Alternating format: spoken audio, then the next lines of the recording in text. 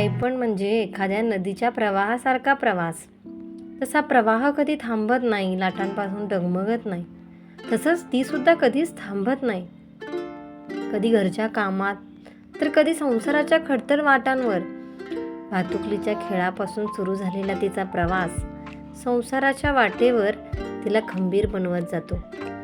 बाई कधी धगधगती आग बनते, तर कधी मायेचा धागा.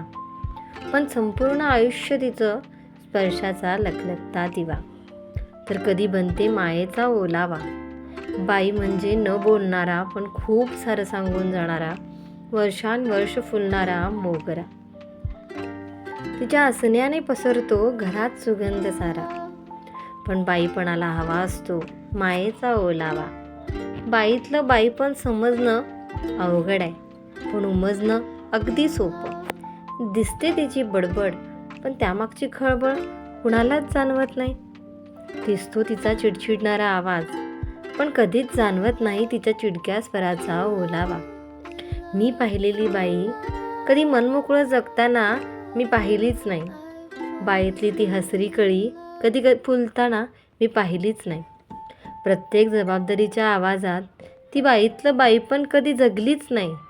चूल मूल करताना, कधी इतरही गोष्टी करताना मला कधी ती दिसलीच नाही. खुल्या कादंबरीसारखं तिचं आयुष्य असूनही अगम्य कवितेसारखी ती कधी उमजलीच नाही.